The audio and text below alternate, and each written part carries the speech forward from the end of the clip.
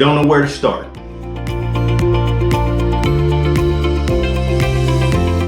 It would be natural for you to think about what's your property going to look like, how many structures, what kind of structures, what's the house look like, is there water on the property? These are all natural things to think about if you're thinking about a property that's going to be a homestead, that's going to be self-sustainable. But I think you're forgetting a very important thing to think about right here, and that is, who are the people that are going to be doing the homesteading? That's you, folks. Who are you, and what are you capable of? Now, if you grew up farming and grew up in a very rural country setting, this video is not for you. However, if you're a city slicker that lives in an apartment, stay tuned. Stay tuned to the end of this video, folks. We've got two very important bonus tips that we're going to toss in on top of all of the valuable information we're about to give you.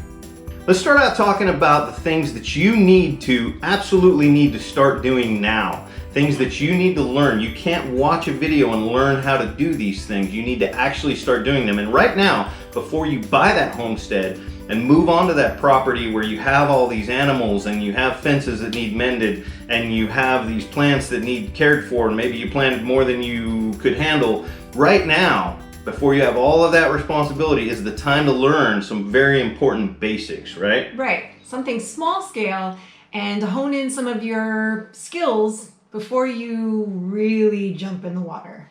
So let's talk about some of those things that you can and absolutely should start doing right now, no matter where you live. If you live in a house in the suburbs, or if you live in an apartment, or if you live in a high-rise building, some things that you can start doing right now to prepare yourself for that homestead life. A couple of reasons you're probably trying to start a homestead or thinking about starting a homestead. One is to be more self-sustainable, and two is to be healthier, right? So there's a couple of things that go along with that. One of them is growing your own food in the way of a garden, and the other is growing your own food in the way of animals, right? So let's talk about what you can do and should do right now, no matter where you live, to start preparing for that. The first one is start a garden. It doesn't matter how big. If you have a small yard in the suburbs and you can start a 10 by 10 garden, you absolutely need to. If you can do a little bit more, do more. If all you have is a balcony and you have to start growing in containers on the balcony, do that. If the best you can do is microgreens with a grow light, do that. You need to learn the responsibility of keeping those plants, maintaining those plants, learning what their needs are, and taking care of their needs. Secondly, kind of along with that, is start a compost pile. Even if that's a 5-gallon bucket, okay? If you have a small yard and you can start a larger compost pile, start a larger compost pile. But that's a huge, important part of the entire ecosystem on your farm. Another thing to take into consideration is your meat supply, your animal product supply. If you're able to, if you've got a small backyard or just a regular size backyard, you can start with some chickens. Or if you're in a smaller space, quail or a couple of meat rabbits. You can kind of dabble a little bit with your breeding and incubating and, of course, your processing. Because once you have a farm, you have to make sure that you're able to process the animals that come through.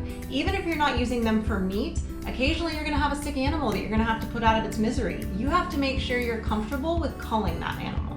Absolutely. And I'm gonna assume, for the benefit of the people that are watching this that are meat eaters, that you're going to raise chickens or raise goats or hogs or whatever, and you're gonna wanna be able to process this and turn it into something that's edible, that's shelf stable, turn it into bacon. You know, get a barbecue and go buy a pork belly from your local butcher and learn how to cure and smoke that pork belly and make your own bacon. Do that now before it's really time to do it. Another thing I highly recommend is buy yourself a half a hog or a quarter of a hog, or go to Costco and get one of those whole lambs or whatever your taste is. Buy that large cut and learn how to butcher it, learn how to break it down, because that's something that you don't want to be learning later when you're in a time crunch and it can become overwhelming. Once you've done that, that's going to kind of lead right into another skill that you're going to need, which is canning. Canning is a huge, important part of homesteading, of any kind of self-sustainable life. And it takes some practice and it takes some learning, and there's pressure canning and there's water bath canning and there's fermenting.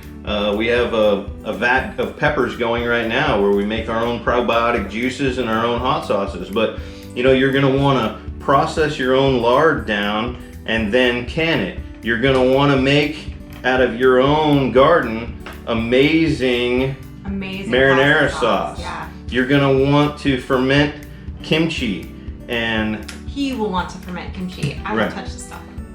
And then you're going to want to learn how to take your meat. This is chicken right here that we've pressure canned. This is jalapeno grape jelly that we made and water bath canned. This is duck stock that we made. It's like chicken stock or beef stock. We make all the above. Pork stock. This is duck stock. You're going to want to go there. And then, you know, wonderful winter squash. This is butternut. This is amazing, and it's shelf stable. Potatoes. You're going to want to learn how to can, and you can do that in an apartment. You can go to the store and buy 30 pounds of tomatoes and make your own marinara sauce in an apartment and really feel like you've learned something. So while you're learning some of these new skills, it's a great time to also start doing some research into the kinds of animals and things that you want to have on your homestead. Learning what those specific breeds and species of animals that you're going to want to have on your farm, what they're going to yield for you, get an idea of what their needs are, how much they cost, how much they sell for, what you can get from them. These are things that you want to start contemplating now and really getting an understanding of them, so you can sort of have an overview of start to finish of the life cycle of the animal, so you can start learning more about the animal husbandry, because that's a huge part of being sustainable. And while you're doing that research, don't forget about your crops, okay? It's going to be really important, and years into this, I'm still learning every year things about what to grow in the garden. You're going to want to know, what kind of tomatoes do I want to grow for marinara sauce?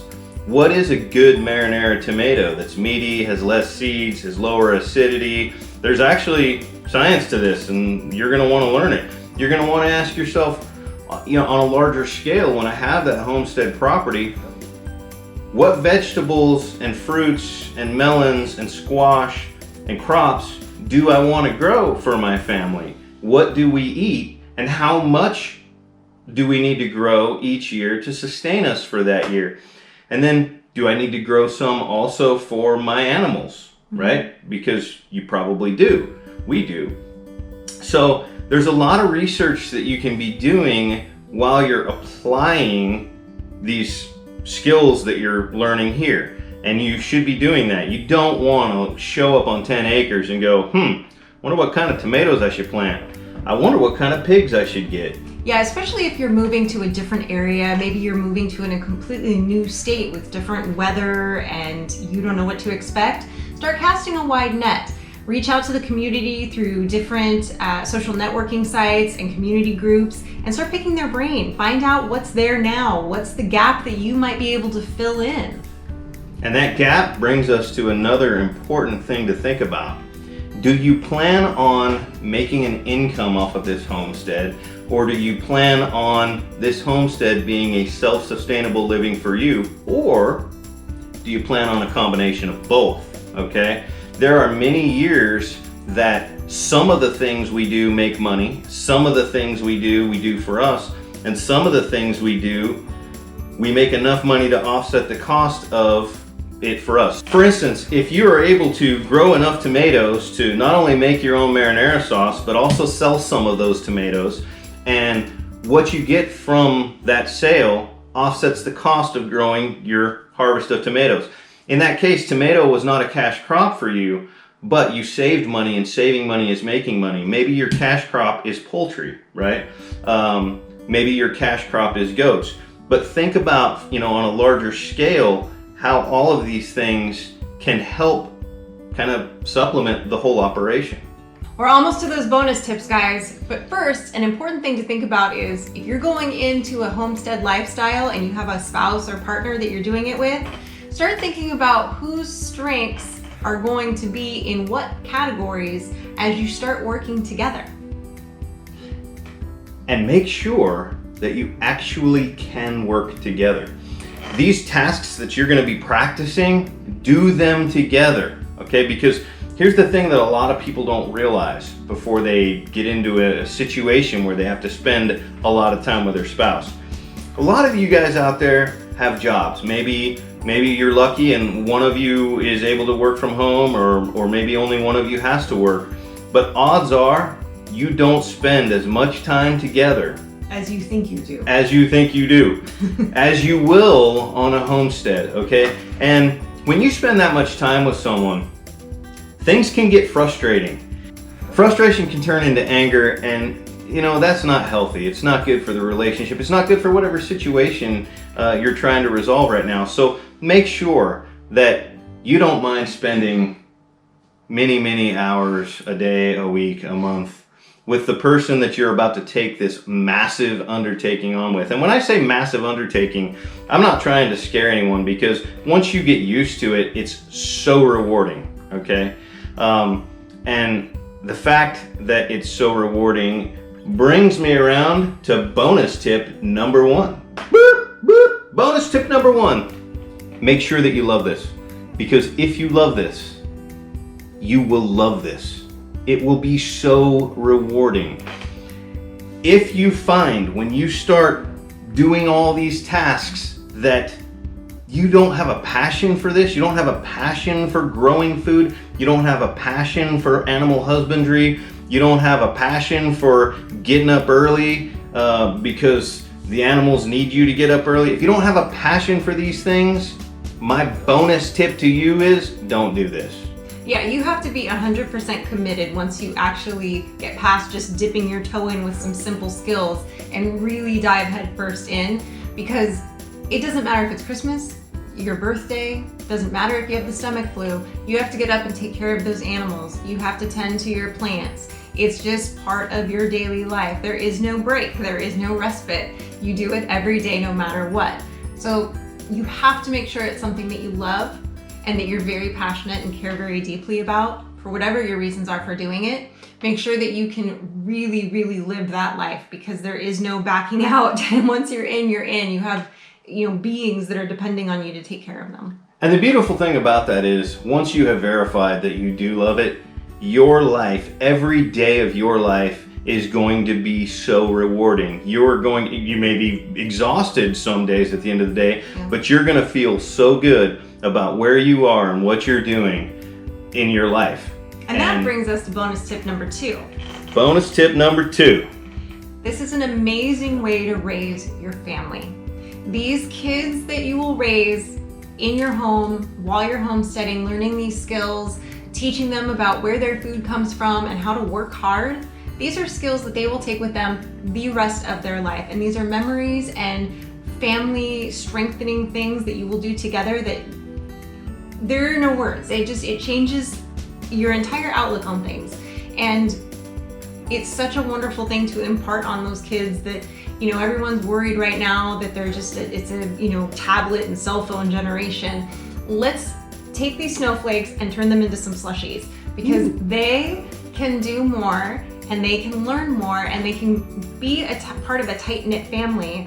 And a lot of these things that you'll be doing together on the homestead will really help encourage that. And I'll tell you, if you have a child that doesn't like to eat vegetables, it's probably because they've never grown vegetables. And I can tell you from experience, we have many friends whose children will only eat store-bought Hot Pockets, chicken nuggets, whatever. I hope none of our friends get mad at us right now. I'm not calling any of you out. All I'm saying is, when our little girl was 3 years old, she was out in the garden helping me grow vegetables and loving it and enjoying it and just ready to gobble them up. I mean, we would go in the wintertime to the grocery store to get vegetables because we weren't growing them at that time of year. And she's barely talking, and she's in the grocery store going, "Ooh, Daddy, bok choy. Ooh, let's get Brussels sprouts." And there are women pushing carts looking at me like, "Did you pay her to say that? This is some BS right here." No, the reality is kids love this life. Yeah. They love this life, and this life is so good for them.